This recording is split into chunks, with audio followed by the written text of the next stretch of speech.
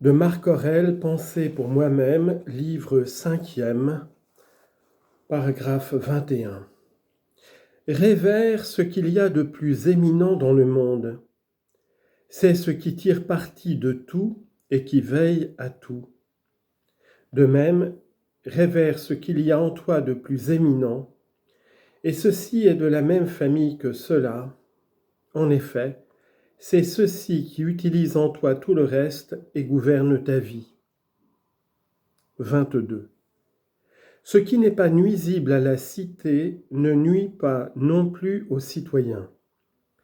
Toutes les fois que tu t'imagines qu'on t'a nui, applique cette règle. Si cela ne nuit pas à la cité, cela ne m'a pas nui non plus. Mais si cela nuit à la cité, ne faut-il pas se fâcher contre l'homme qui nuit à la cité ? Attention à l'oubli que tu commets. 23.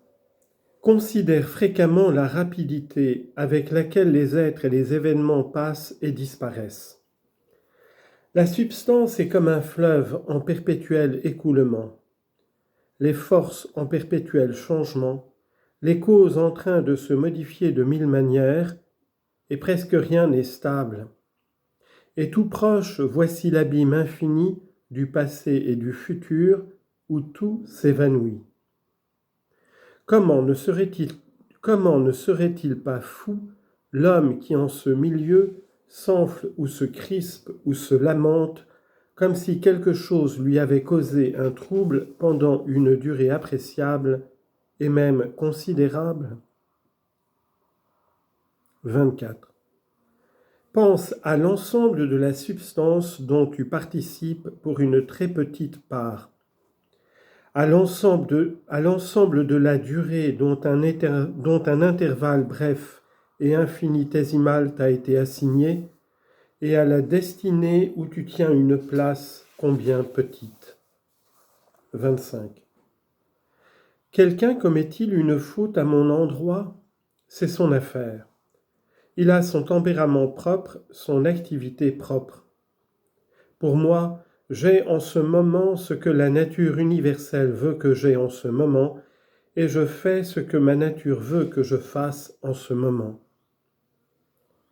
26.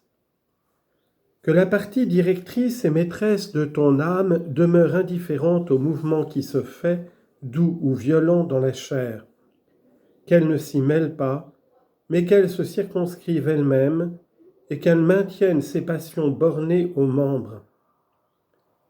Lorsqu'elle se propage à l'intelligence par un effet de la sympathie qui relie l'une à l'autre les parties de ta personne, car elle est indivise, alors il ne faut pas tenter de s'opposer à la sensation, phénomène naturel.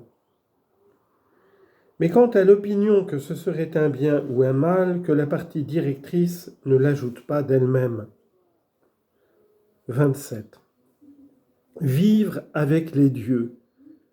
Il vit avec les dieux celui qui leur montre constamment une âme satisfaite du lot qui lui est attribué, et faisant toutes les volontés du génie que Zeus a donné à chacun comme maître et comme guide, par celle détachée de lui-même, et ce génie, c'est l'esprit et la raison de chacun.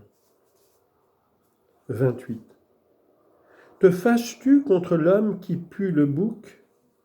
Te fâches-tu contre celui qui a l'haleine forte ? Que veux-tu qu'il y fasse ? Sa bouche est telle, ses aisselles sont telles. Il est inévitable, puisqu'elles sont telles, que de telles exhalaisons s'en dégagent. Mais l'homme, dit l'autre, possède la raison. Il peut, en y réfléchissant, prendre conscience de la faute commise. À la bonne heure. Donc, toi aussi, tu possèdes la raison. Ébranle par ta faculté raisonnable sa faculté raisonnable, montre-lui, avertis-le. S'il t'écoute, tu le guériras, point besoin de colère. Ni tragédien, ni prostituée. 29. La vie que tu médites de mener une fois sorti d'ici, tu peux la mener ici même. Si l'on ne t'en laisse pas la faculté, alors sors plutôt de la vie, mais persuadé que tu n'en souffres aucun mal. De la fumée, je m'en vais. Pourquoi voir là cette affaire? Pourquoi voir là une affaire? Mais tant qu'une raison de ce genre ne me chasse pas, je demeure libre, et personne ne m'empêchera de faire ce que je veux. Or je veux ce qui est conforme à la nature de l'être raisonnable et sociable. 30. L'intelligence universelle est sociable. Aussi a-t-elle fait les êtres inférieurs en raison des supérieurs et adapté ceux-ci les uns aux autres. Vois-tu comme elle a subordonné, coordonné, comme elle a assigné à chacun sa part, proportionnée à sa valeur, comme elle a engagé les êtres supérieurs à vivre entre eux en bon accord. 31. Comment t'es-tu comporté jusqu'ici envers les dieux, tes parents, tes frères et sœurs, ta femme, tes enfants, tes maîtres, tes gouverneurs, tes amis, tes relations, tes serviteurs? As-tu observé jusqu'ici envers eux tous le précepte de ne faire à personne, de ne rien dire qui soit mal? Rappelle-toi aussi quels événements tu as traversés, quelles épreuves tu as réussi à supporter, que tu connais désormais la vie à fond, que ta mission est accomplie. Combien de beaux exemples tu as fait voir, que de plaisirs et de douleurs tu as méprisés, que d'objets réputés n'ont pu détourner tes regards, à combien d'ingrats tu montras de la bienveillance. 32. Pourquoi des esprits incultes et ignorants troublent-ils un esprit cultivé et savant? Qu'est-ce donc qu'un esprit cultivé et savant?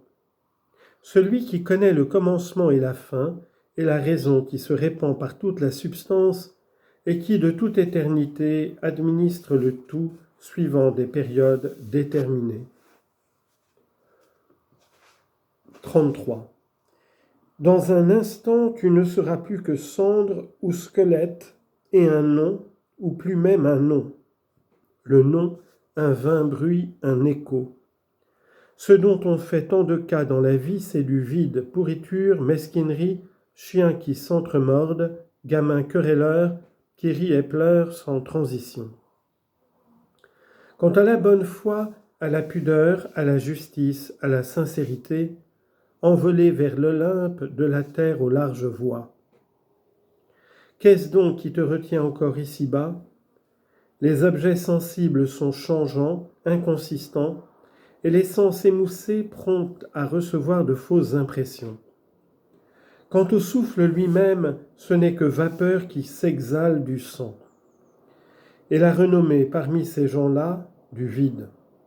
Que faire donc? Tu attendras l'âme bienveillante ou de t'éteindre ou d'être transféré ailleurs. Jusqu'à ce que l'occasion s'en présente, que suffit-il de faire?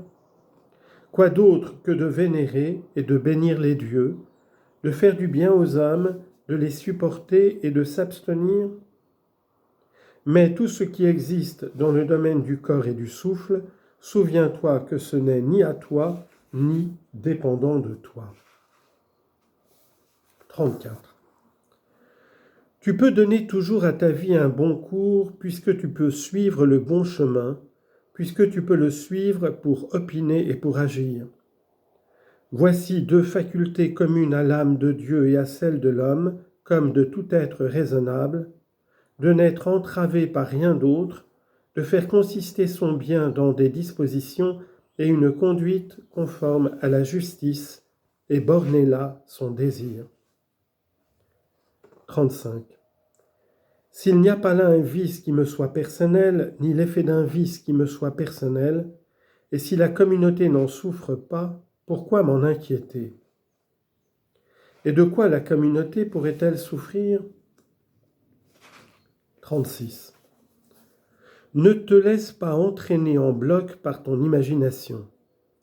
Viens leur en aide suivant ton pouvoir et leur mérite, même s'ils n'ont perdu que des choses indifférentes. Mais ne t'imagine pas qu'il y ait là une perte, car on a cette mauvaise habitude. Fais comme le vieillard qui, en prenant congé, réclamait la toupie de son élève, tout en ne perdant pas de vue que ce n'était qu'une toupie. De même, dans le cas présent, pauvre homme, as-tu oublié ce qu'il en est ? Sans doute, mais ils y tiennent tant. Est-ce une raison pour te laisser gagner par leur folie ? Je fus autrefois, dis-tu, à quelque moment qu'on fût venu me surprendre, un homme heureux. Mais l'homme heureux, c'est celui qui sait attribuer une bonne part, et une bonne part, ce sont de bonnes inclinations de l'âme, de bons mouvements, de bonnes actions.